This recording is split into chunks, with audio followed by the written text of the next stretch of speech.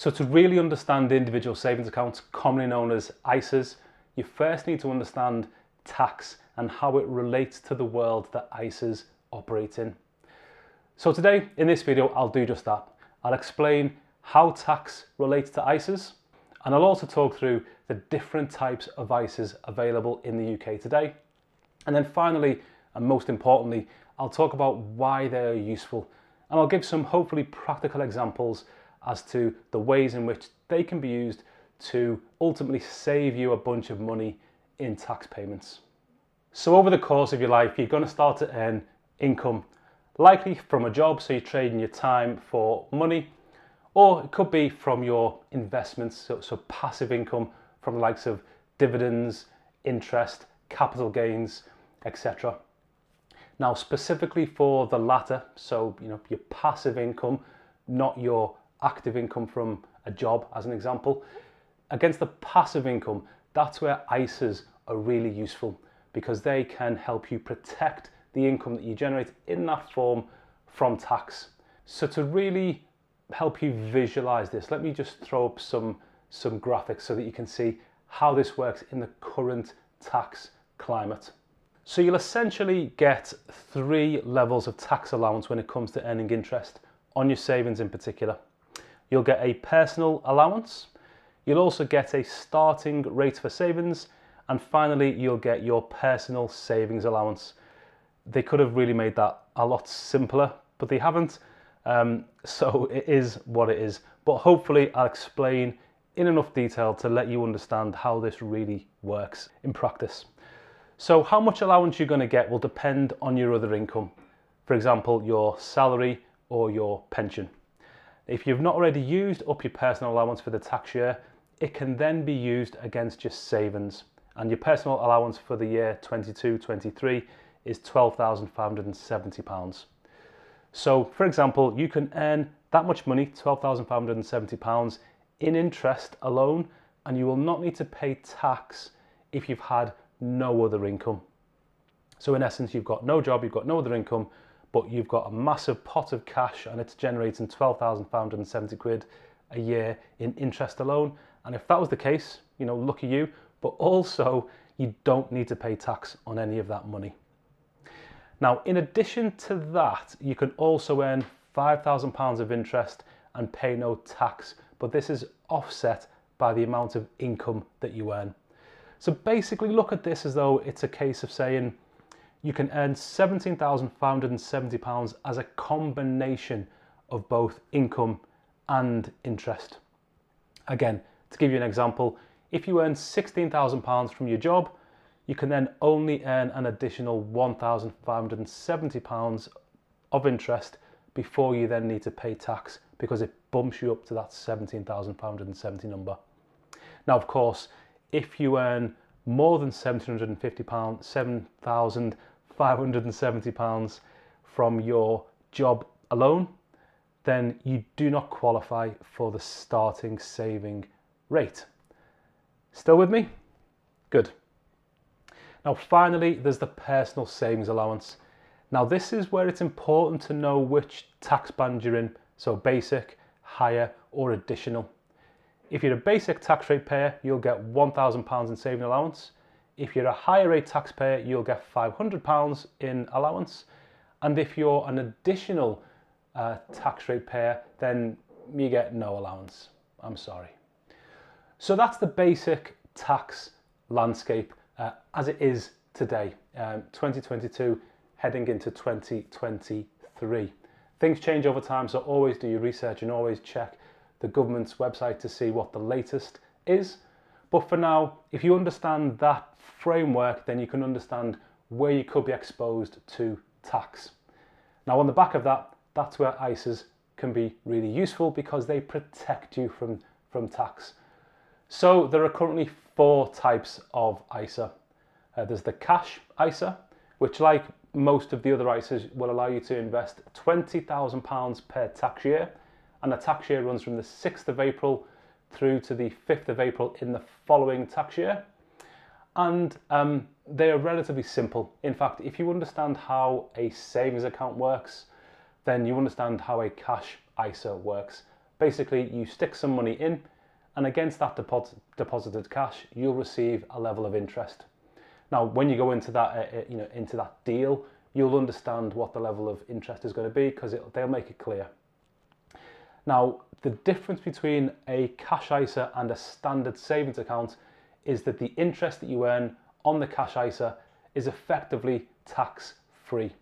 However, the interest that you earn on a standard savings account will be subject to the tax conditions that I set out before. So beyond a certain level, you'll need to start to pay tax. Next, there's the stocks and shares ISA. Now, this is my personal favorite because I think it exposes you to the greatest upside from I guess a tax savings perspective. Now, the way it works is that you will deposit, again, up to £20,000 into a stocks and shares ISA. And once in that ISA, you can then purchase things like company stocks, ETFs, exchange traded funds, and so on. I'll do more in-depth detail on a stocks and shares ISA and the ways in which you can use them in a future video, particularly around ETFs, which I think are the best vehicle for most to invest relatively passively and just watch your money hopefully grow. Now, one thing to bear in mind about the stocks and shares ISA is that you can't transfer stocks outside of an ISA into the stocks and shares ISA. You need to buy the stocks from within the cash that you invested into the stocks and shares ISA. One exception is that if you have a company share save scheme, then the stocks that you purchase as part of that can be transferred into the ISA. Now, another thing to bear in mind is that whilst you can't transfer stocks from outside an ISA into an ISA, what you can do is transfer stocks from one stocks and shares ISA to another stocks and shares ISA. And that's exactly what I did recently. I effectively transferred my First Direct stocks and shares ISA to my free trade stocks and shares ISA. And the reason for that was lower fees, in fact, zero commissions when I make a purchase of stocks. So it was a better deal. Plus their app is by far and away better than the First Direct app, which they don't even have, to be honest. So that is the stocks and shares ISA. And once you've made the purchase, you can then hopefully watch the value of your ISA grow. Next is the Innovative Finance ISA. Now, this is relatively new. Again, you can invest up to £20,000 per tax year, and it will expose you to things like peer-to-peer lending and in investing or buying company debt. It's innovative, as the name would suggest. It's relatively new, and it also comes with a degree of risk that the others do not. For example, if a company goes bust as part of the arrangement that you have, you may not get your money back. Also worth noting is that this isn't part of the Financial Services Compensation Scheme. So it's not for the faint-hearted. You need to really do your research, understand what you're getting into before making that sort of investment or within that sort of vehicle. That being said, if you do, and if you make some gains, and hopefully you make some good gains, then those proceeds will not be taxable. You get to keep them as part of the tax wrapper. Now, the final ISA, which is, I guess, the most different, is the lifetime ISA. Some people will call that the LISA. Now, the reason it's different is because you can only invest £4,000 per tax year, unlike the others where you can invest £20,000 per tax year. Now, the trade-off to a degree is that against that £4,000, the government will give you a 25% bonus up to the level of £1,000 per year. So in essence, you put £4,000 in, the government puts £1,000 in. But it's not quite as rosy as that picture seems to paint. Ultimately, it comes with conditions. So the whole point of the lifetime ISA is really, well, there's 2 points. The first is to buy your first home. So it's to help people who are saving up that deposit to buy their first property. And it means first property, not your first investment property, not your second property. It has to be the first property that you're buying. The second reason is to prepare a nest egg for your retirement in later life beyond the age of 60. So if you fit that criteria, then the Innovative Finance ISA could be the one for you. And I'll loop back to that in a bit more detail later on as part of our, why would you want to invest in any given ISA. So hopefully that's done a good enough job of explaining the tax landscape, how that applies to ISAs, and also explain which ISA types are available and the broad headlines in terms of how much you can invest in each one in what period. Now, the next thing I want to do is just talk through in a bit more detail each of the individual ISA types and explain under what conditions they could be useful for you. So first of all, looking at the cash ISA, why would you invest in a cash ISA versus just keeping your money in a standard bank account? So to do this, let's take a look at an example. Let's assume we've got two individuals, Jane, who spent her life consistently investing into and growing her ISA pot up to £1.1 million. This example is not realistic, but it will drive the point home, hopefully. Now, she earns 5% interest on that money. I did say it wasn't realistic, didn't I? And at the end of the year, she gets £55,000 in interest. Next, we've got John. Now, John spent his life hard at work, building his career up to the point at which he earns £55,000 per year as an IT manager. Now, at the end of the year, John will pay over £9,400 in tax. Jane pays zero. In fact, in order to take home £55,000 after tax like Jane did, John would need to earn over £70,000 per year. Now, that example isn't realistic. It's not likely that you're going to have £1.1 million in a cash ISA. And even if you did, it's highly unlikely, again, that you're going to be earning £5,000 tax-free as part of that arrangement. But what it does do, hopefully, is set the scene in terms of passive income from interest versus active income from a job. And if you're going to receive that passive income, the difference that having it protected in a tax wrapper can make versus the amount of tax that you would pay on your active income, or indeed on your savings if that was the case. So, long story short, if you're earning decent interest or expecting to earn decent interest on the back of your cash investments, then a cash ISA wrapper is a really good way, in fact the best way to protect your cash from tax. Now, in terms of who is this useful for, if you've got a relatively short time horizon of maybe 1 to 2 years and you need access to the cash quickly, or you think you might need access to the cash quickly, then a cash ISA is a better option than a stocks and shares ISA, because in that case you'd need to sell the shares. You may be doing so at a loss. It might not be the ideal time in terms of taking money out of the market, and for all those reasons, a cash ISA is more stable. Also, of course, markets can go down as well as go up. And whilst generally over time the market performs better than interest rates will, so therefore than the cash ISA will, it can go down. So if you put £100 into a cash ISA and £100 into a stocks and shares ISA, you might see that this time next month or this time next year, the cash ISA is worth £101 probably, but the stocks and shares ISA might only be worth £90 or £80 or £50. It could also be worth £200. It's not as guaranteed as a cash ISA will be, but over time it's generally seen as more rewarding. So let's talk about the stocks and shares ISA. Now, the stocks and shares ISAs are also relatively easy to understand if you understand investing in the markets. If you don't, there's probably a little bit of work you've got to do to get your knowledge levels up, and I'll be posting videos in this channel to hopefully do exactly that. But once you've got that level of knowledge, the difference between investing in a stocks and shares ISA is almost non-existent between investing in a standard trading platform. The main difference is the stocks that you're able to invest in and some of the investments that you're able to make as part of your trading habits will be more limited in a stocks and shares ISA. There'll be some things that you just can't add into your stocks and shares ISA.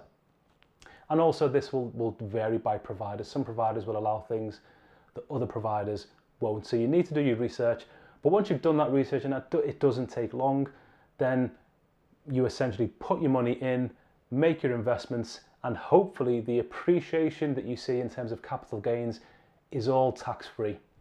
Now, as I said, this is my personal favorite. I have a stocks and shares ISA. I'm looking to grow my stocks and shares ISA, and I'll continually invest as much as I can into it every single tax year. Hopefully one day I'll join the few thousand of individuals who have over £1 million worth of investment in their stocks and shares ISA. We'll see. Next, we have the Innovative Finance ISA. Now, these aren't as popular as the other two by a long way. That they're relatively new, maybe not as well understood, but they do carry more risk as well, so you need to bear that in mind. Now, the Innovative Finance ISAs essentially allow you to lend money to other individuals, other businesses, and you'll receive a return on that money just like a bank would. So the bank will lend people money, and in this case you will lend people money and they will pay you a rate of interest on that money back each month. Now, the return that you will get will hopefully be enough for you to offset the risk that you perceive that you're taking, and that might be enough, but bear in mind that if anything happens with the company or group of companies that you've lent the money to, your capital could be at risk. So do your own research. It's a relatively new space. It's not covered by the compensation scheme. So there's lots of reasons to be cautious, but also there's lots of opportunity there. There's people crying for this sort of service, this sort of innovative service, and it's been introduced, and thankfully the government have allowed gains in this space to be ultimately protected by this tax wrapper. Now, finally is the Lifetime ISA. So this needs a little bit more explanation because it's definitely more complicated than the previous three, certainly in terms of how you can access your money once you've invested. So let's just do some graphics to show that. So in order to invest into the Lifetime ISA, you need to be between the ages of 18 and 40, actually 39. Once you've hit your 40th birthday, you can no longer open a Lifetime ISA. Assuming that sounds like you and you fit into that age range, then you can put in £4,000 up until the age of 50 every tax year. But you must make your first payment before the age of 40. So there's already quite a few conditions you need to meet before you can open and invest in a Lifetime ISA. Things to bear in mind, as I said before, the government will put in a bonus of up to 25%, or actually at 25%, up to a maximum of £1,000 in the year. And you can invest, once your money's in the ISA, you can invest in either cash or stocks or both. You can mix. But once you get to the age of 50, you won't be able to pay into the Lifetime ISA anymore. Also, you will no longer get the government bonus of 25% every year.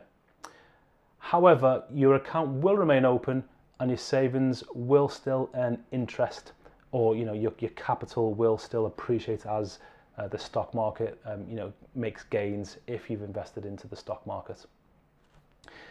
Hopefully that's relatively straightforward. You just need to make sure you meet those criteria before you invest and open one of these ISAs. But it's when you're coming to withdraw the money that things get a little bit more prickly. So in essence, there's 3 conditions that you're allowed to withdraw money without paying a penalty. So when you're buying your first home, you're allowed to take the money out without penalty. If you're over the age of 60, you're allowed to take your money out without paying a penalty. And finally, if you are terminally ill with less than 12 months to live, then you're allowed to take your money out without penalty. So in essence, the government's saying, we want you to save for your first house. We want you to save for your, ultimately, your later years after the age of 60. And if you're prepared to do that, then we will help you by giving you a 25% bonus up to £1,000 per tax year. However, if you agree to those terms and then don't follow through because you take out your cash before, then we'll take away the bonus that we gave. That's ultimately what the government is doing in this regard. So lifetime ISAs are really good for people who have a very clear view of what they want to use the money for, be that their first house or be that their retirement after the age of 60. So hopefully that's given you a very high level view of how does tax and ISAs play together, what ISAs are available, and why would you or should you invest your money into an ISA? What are the benefits, and in what circumstances is it the right thing to do for you? My personal favourite is the stocks and shares ISA, as I've said for the third time now. I'm interested to know what yours is, so put in the comments below what you do with your money. Which ISA type have you chosen and why? And let's have a debate. Now, to start to wrap all of this up, let's look at a chart which I think is actually quite interesting. It will show us the split of ISAs across the last 10 years. And what I find interesting is that the number of people subscribing to stocks and shares ISAs stays relatively flat across the years, and the volatility comes from cash ISA subscriptions. So what I take this to mean is that, in other words, people investing into a stocks and shares ISA do so come hell or high water. They'll invest regardless of what's going on across the markets. However, those investing into cash ISAs seem to be influenced more by what's going on in the world, and that may make sense if you take a step back and consider who's using cash ISAs and why they're using cash ISAs. As I said before, if they've got a short time horizon, then they're more likely to pull money out or not invest money if they need that for something else. Whereas people investing into the stocks and shares ISAs, maybe with that longer term horizon view, will consistently put money in, be it 1,000, be it 2,000, be it 500 quid, or be it £20,000, which is an absolutely brilliant place to be if that's what you can afford to do. Now, the other thing of note that I found interesting is in terms of value, the stocks and shares ISAs account for just under half of the total value invested in all ISAs. And that's despite the fact that the majority of subscriptions go into cash ISAs. And again, what I think this is a nod to is the fact that the growth potential in the stocks and shares ISA outstrips the growth potential in the other ISA types. So even though they don't have as many subscriptions, the size of their pots are considerably larger on average. So there you have it. I've tried to keep it simple. I hope it was useful. If you did get any value from this, then please tickle the like button. It helps me know that you like the content. It helps YouTube know that you like the content, and it'll pump the video around to more people. Hopefully, I'm not quite sure how YouTube works, to be fair, but I think that's how it works. Again, if you enjoy this sort of content, then subscribe. I'll be doing a video a week, mainly in the investing space, wealth creation space, wealth retention space, and let's grow on this journey together. Now, speaking of tax, it's not the only thing that can impact your wealth right now.